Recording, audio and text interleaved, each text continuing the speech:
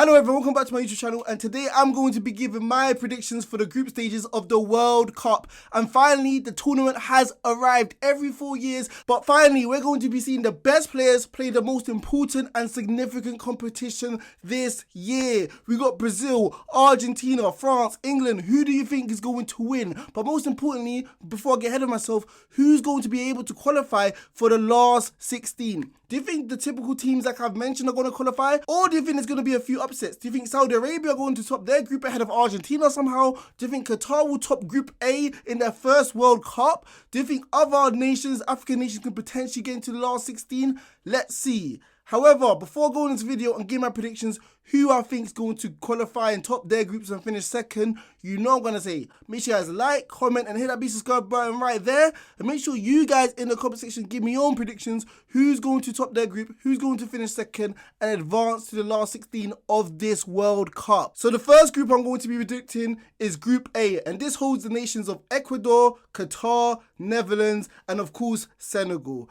And going into this group, I'm just going to say straight away, I think Qatar are going to finish rock bottom of their group. And I just feel like it's an achievement, the fact they even got the World Cup somehow, and they're just going to be playing for vibes, they're going to be playing for enjoyment, their first World Cup. Let's see if they can set the tournament alight and potentially advance to the last 16. But I just think there's going to be a roller coaster of emotions. I feel like every goal is going to be celebrated, and this is a historic moment in their country's history in this competition. I just feel like they don't have enough talented players compared to the other three nations, and that's why I have them finishing rock bottom in this group. I feel like the last three teams are going to be up for an epic battle to finish top of their group. I feel like obviously Netherlands are the clear favourites, but you can't discount teams like Senegal and Ecuador. Senegal straight away, let's look at them. Obviously, they're going to be of high spirits. They're going to have the motivation, the determination to set the world stage alight. This is because they're fresh off winning the African Cup of Nations earlier this year. They got a great spine of players like Koulibaly and Mendy in goal. And although they haven't been playing well when it comes to their club in terms of Chelsea, we know when it comes to the biggest moments for their country, they step up. And I feel like they love the pressure, they love the expectations, and they always fulfill it. And also they have some nice components which can mix in with these talented players of obviously Sarr, who we've seen in the Premier League in seasons past, Kayate for Crystal Palace and West Ham. We know he is steady as a rock, but we know it all comes down to Sadio Mane. Is he going to be fit enough? Is he going to be able to start the first game? Because if he's not going to be able to start against Netherlands, I just see Netherlands walking through this group and obviously topping this. I just feel like Mane, their key player who thrives with this pressure and responsibility, will be able potentially to pull off an upset, but I just don't think he'll be fit enough. And this is why I have Netherlands finishing top. Although themselves have a great squad and starting 11, I still feel like they are lackluster when it comes to the final third. Although Depay is their second all-time top goal scorer when it comes to the Netherlands side, I just feel like apart from him, calling players like Weghorst, if they're going to be having to play a major role in this tournament, it doesn't cut it, and they're not good enough. But I do like the defense of Van Dijk, obviously one of the best defenders in the world. De Ligt, we got Blin as well. And in the midfield, they got players like De Jong, Xavi Simons, great talent, great creative players who can obviously make an impact in terms of their side. And what I feel like separates Netherlands compared to the other three nations is the fact they have bags of experience. It feels like it's 2014 again. Louis van Gaal is somehow their manager. Daley Blind is still in the squad, and they got bags of this. And you need this sort of know-how to guide yourself to top of the group, which the other three nations are obviously lacking. This is why I obviously have Netherlands top in this group. And I feel like if Sadio Mane does start for Senegal, potentially they could top it. But I got them finishing second. Although Ecuador are a very talented side and some people's dark horse when it comes to the top competition, when it comes to potentially making noise in the last 16, I just feel like right now, their squad is very young, and I just don't feel like they're ready yet to make that jump in this tournament. So in terms of the order, I got Netherlands top. After them, I got Senegal, then I got Ecuador, then I got Qatar. So the next group I'm going to be predicting is Group B, and this has nations of England, USA, Iran, and obviously the last nation of Wales. So let's see who's going to top the group. I'm going in this group straight away.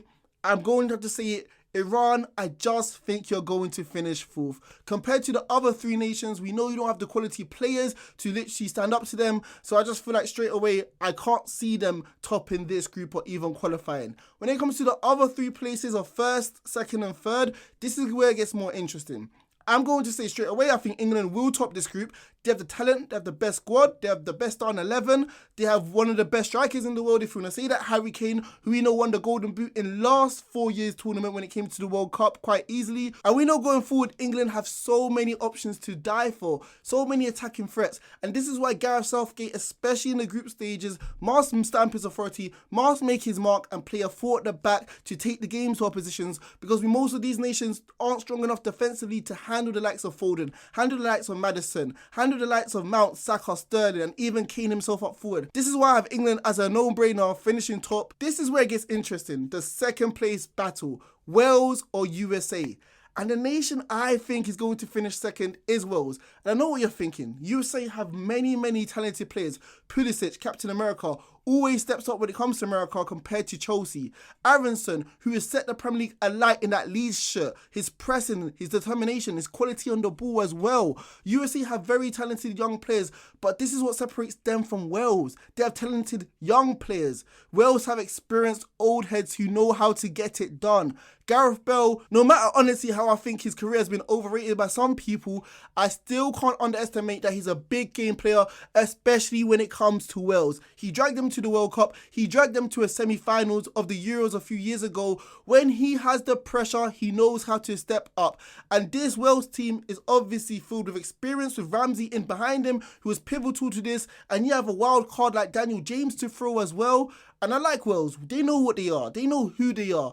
A low block team, defend defensively, and let the quality in the final third to win games with players like Ramsey and Bell. And because of this, I feel like they'll be structured, disciplined, and they'll have enough experience when it comes to the game between them and USA to win and potentially finish second within this group. So the next group I'm going to be predicting is Group C. And straight away, I'm going to be picking Saudi Arabia finishing fourth. And I know many of these players in the Saudi Arabia squad have played together in the Saudi Arabian League, obviously playing for the club Al Hilal, and this sort of chemistry, this sort of experience, this sort of know-how to play together, togetherness, you can't underestimate it. And when it comes to knockout football, when it comes to group stages of competitions, it doesn't matter who's the best team, who has the flashiest players, or who plays the best system. It's about connections, it's about relationships all over the pitch, and potentially Saudi Arabia can build upon this to potentially upset some nations. But like I've said, I just don't feel like they have the quality to stamp their authority to upset teams like Argentina, etc. within this group. So for second place, I feel like it's actually going to be quite close between Mexico and Poland. And I feel like most of these groups are actually going to be close because most of these teams are literally not much to separate between them. But going into this competition, I have my bets on Mexico finishing second. A very exciting team which always gives us great moments, great memories when it comes to this competition. And we have seen in their last 6 visits when it comes to the World Cup, they have always qualified out their group, making the round of 16. So if it's the balance of probabilities and what's most likely to happen, they're going to finish second ahead of Poland. I do like Poland. Obviously, Poland have star-studded names like Lewandowski, Szczesny in goal, Matty Cash as a right-back, who obviously is one of the most underrated right-backs within the Premier League. However, I saw Poland last year when it came to the Euros, when they had a favourable group, but they weren't able to make any noise. And this is why I have Mexico finishing second. I love Lewandowski, one of the best strikers of this generation. But whenever he puts on the Poland shirt, he hasn't been able to exceed expectations. As a striker, you're only as good as your service. And I just don't feel like he has the players behind him to give him the chances he needs to put the ball into the back of the net. So because of this know-how, because of this experience, which I feel like is going to be so pivotal when it comes to the World Cup, I just have Mexico finishing second in their group. To top the group, I have Argentina, a no-brainer. We know it's going to be Messi's last World Cup and he's going to want to go out with a bang. One of the best players in the world, undoubtedly. But apart from him, he has so many supporting players who can potentially start for any other nation if it wasn't for him being in that position. Players like Dybala, Martinez up front, so many options. Also the defence of Martinez, Romero, who we know are no-nonsense defenders who will literally slide tackle and make last-ditch tackles to potentially stop a goal from going through. We know Argentina are one of the favourites in this competition, and this is why I have them as a no-brainer, top in the group in style, who will be determined and motivated to do it for Messi, for some people to cement him as the greatest player of all time. So the next group I'm going to be predicting is Group D, and this has the nations of France, Denmark, Switzerland, and the last nation being Australia. And straight away, I feel like it's a 2-team group, and it's going to be a battle for who finishes top. And I know what people are thinking, the World Cup curse is real. Every single team which won the World Cup prior weren't able to make it out their group, and they're thinking there's going to be some sort of repetition when it comes to France. They have a lot of arrogance, they have a lot of ego within their squad, and potentially a team like Australia and Tunisia could upset them finishing second within that group. However, Tunisia just don't have the squad. If Hannibal's your best player from Manchester United, who doesn't even start for them, I don't know how you're going to beat the best nations of France and Denmark, European giants. And we know Australia is just one of those nations who are just happy to be there as well. This is why I potentially actually have Denmark finishing top ahead of France, surprising a lot of people. But this nation is one of the dark horses. This nation are one of the teams which are going underneath the radar, which a lot of people aren't putting their money on. Think about it. The last time we saw them in a major tournament, they were 10 minutes away reaching the Euros final. And this was without their key talisman, Eriksen. He's back. Their best player who dictates play. He's one of the only world-class players who obviously has an eye for a chance. This mixed with Damsgaard, who we know set the tournament alight last year. Also Højbjerg, who has only gotten better as a box-to-box midfielder, not only solid defensively. And you got Christensen and Vestergaard at the back. Come on, Denmark are one of the teams which people might sleep on, which I don't understand why. Schmeichel, we know in goal, is obviously solid, who was a great servant within the Premier League when it comes to Leicester. So this is why I got Denmark finishing first. I think France will underestimate them. Their ego's too big. We saw this a year ago against Switzerland. They thought they were going to walk all over them and they got upsetted. And with players like Mbappe, Benzema, Dembele, Coleman, who I feel like who haven't been able to mesh well yet, as we have seen them form recently when it came to the Nations League, and their midfield being quite thin because players like Kante and Pogba are going to be missing due to injury. I think Denmark are going to finish top, with France being second, and then third Australia, then Tunisia being fourth. So the nations who are going to be in Group E are Costa Rica, Germany, Spain, and Japan. And going into this group straight away, I think Costa Rica are going to be finished last. And this is because this group is very dangerous, with obviously Spain and Germany being the favourites. And I know they've been the giant killers of the past. Let's go back to 2014, what they did with teams like Uruguay, Italy and England being in the group, finishing top. But those days are gone and dusted. And I just feel like Costa Rica, in terms of the quality of players, have dropped. We know straight away, in order for Costa Rica to somehow make it out the group, they're going to have to rely on Keylor Navas, who has done it before for Real Madrid, PSG and Costa Rica, to make plenty of saves. But in terms of the chances other teams are going to be getting, they're going to get too many, and I just can't see how Costa Rica are going to be able to keep a clean sheet against deadly other teams within this group. Costa Rica are going to be sitting in a low block, but I just can't see them being a stubborn side who can be disciplined enough to keep clean sheets. So the next team I have finishing third, and I feel like I might regret this, is actually Japan. Their nation's built of togetherness, pride, camaraderie. No one's the star, no one's the super player who everyone looks up to. They do it as a unit, they do it as a team, and this is what's going to be so important if you want to make some noise in the World Cup. And this is why I think Japan have a great chance of actually qualifying or upsetting Spain or Germany. Think about it, the last time we saw Japan in a World Cup was 4 years ago. And think about it, they had Belgium down 2-0. They were able to make it to the quarterfinals, but obviously we know what happened and Belgium came back from the dead. That team specifically is going to be mixed with even more talented players of Tomiyasu playing for Arsenal, who we know is great as a defender. We know obviously Minamino for Liverpool in the past has been great. We also know Matoma for Brighton is actually a young rising star, which I feel like one of the top 6 sides may snatch up quite soon. He still gives me nightmares of his Anfield performance earlier this year. So I feel like Japan mixed with their team spirit may upset Spain or Germany, but I'm not brave enough to pick them to qualify. So the last 2 nations, as I've mentioned, is Spain and Germany. And I feel like these 2 sides are actually a lot similar than you actually think. I feel like if they looked at each other in the mirror, they'd be like, wow, we actually got the same qualities and the same traits. We have great young aspiring players, Musalia, Pedro, Gavi, Adiami as well. We got great build-up play in terms of midfielders and defence who are comfortable on the ball. Kimmich, Laporte, Rodri, Busquets, Cruz, etc. But when it comes to the final third, we got no one who can finish. Morata, Havertz, Werner, who's out for the World Cup due to injury. So I feel like both these teams will struggle when it comes to scoring goals, but everything else will be pretty to the eye and will look attractive. However, to finish top, I trust Spain more. I like Luis Enrique. I think he's one of the best managers in the world. I feel like he knows how to get the best out of players, and I feel like Spain last year, although Luis Enrique wasn't there, I feel like they played the best brand of football when it came to the Euros throughout the whole tournament, even better than Italy.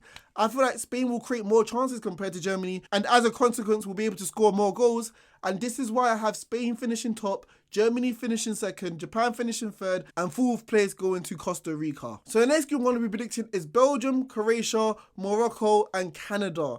And straight away, I know there's a lot of angry Canadians who are thinking a lot of people are underestimating them, but I got them finishing in fourth place. Yes, it's a momentous achievement getting to the World Cup, and they done it in style, and I feel like they got some young, good players coming through, but they don't have the recognisable names, they don't have the players with the reputation, and I feel like Alphonso Davies is the only star player who plays at a left-back position who we know isn't going to be able to win games by himself, so I got Canada finishing fourth. I know Morocco have done well as well recently, getting to the World Cup, obviously having star players like Hakimi and Ziyech, and we know Ziyech didn't like his former manager and will be very pleased that he's got his own man in charge who will be able to get the best out of him. But yet again, I just can't see Morocco getting through either themselves. So the last two nations I have are Belgium and Croatia, and it's going to be a fight out for who finishes top. And like the group I just said earlier, I feel like both teams have similarities. Both nations are passing their golden age, their golden era when it comes to their best players. Most of their players are getting out of their prime. So let's see who's going to be able to finish top. However, I favour Belgium. They got the young stars who are coming of age in their team as well. Although Trossard is 27, I feel like he's gotten better and better when his seasons have gone by. We saw his hat-trick against Liverpool at Anfield, how great he was that day. We know Faes at the back, although he's not in the levels of players like Alvarez or Vertonghen in the past when it came to their golden era, we know he's been a game changer for Leicester, making them so much tougher to beat defensively, keeping many more clean sheets. Also, Tielemans and Kevin De Bruyne, that's going to be a deadly duos in the midfield, creating so many chances for Romelu Lukaku, who we know who has a clunky touch, who we know he doesn't have the best ball control, but whenever he puts on that Belgium shirt, we know he scores goals. I think in 2018, he was one of the top goal scorers when it came to the World Cup, and I think he'll be able to do something similar yet again. So this is why I have Belgium finishing top. Croatia second. I feel like Modric, Kovacic, etc. Great talent, great players at disposal, especially the midfield being very strong. But I think at the end of the day, they don't have that number 9 to put the goals through. Mandzukic, as of the past, was great, but he's no longer here, being 36. So this is why I got Croatia finishing second. So the next group I'm going to be predicting is Group G, and this has the nations of Brazil, Cameroon, Switzerland, and Serbia themselves. And straight away, I feel like Cameroon are going to be finishing fourth. And I would love to see an African side make it to the last 16, but I just can't see how Cameroon are going to do it and be that side. I feel like Cameroon do have the African spirit and the African togetherness, and they did beat Algeria to make it to the World Cup themselves, who are no slouches themselves, obviously, as we know, who have won the African Cup of Nations in the past. They got Onana, who we know was great for Ajax and plays for Inter currently. We know Mbeumo, obviously, for Brighton, is a great partnership when it comes to Ivan Toney and knows how to score goals and dribble past players. But apart from that, I just don't see the strength and depth in Cameroon's side to potentially make it to the round of 16. In second place, I think it's going to be the hardest group yet. Serbia or Switzerland? Switzerland or Serbia? But I just feel like Serbia are going to be able to make it to the last 16. I know Switzerland, what they did in the Euros, beating France on penalties. I know Xhaka always steps up as the leader, the captain when it comes to Switzerland. I know they still have players like Shaqiri, who was great for Liverpool when he once played there and always steps up for Switzerland as well. And also got Akanji at the back, centre-back, Somner, who we know never really concedes goals in the Bundesliga. He has the record for the most saves in one game as well in the Bundesliga history. So we know how great he is in goal. But at the end of the day, I just feel like that golden era as well when it comes to Switzerland are aging, and they're not going to be at their fine best as they once were 1 year ago. Compare that to Serbia. they actually have so many quality players. Vlahovic or Mitrovic, probably 2 top 10, 15 strikers in the world of football as we speak, who know how to score goals. These guys are deadly, and mix that with a player like Tadic coming off the right, who we know knows how to cross a ball. Those two monsters in the air, their aerial bombardment against smaller defenders, against oppositions, they're going to be able to score many goals. And we know Milinovic, who we know is one of the most sought-after names when it comes to football in that centre midfield position. Manchester United have tried to chase him in the past.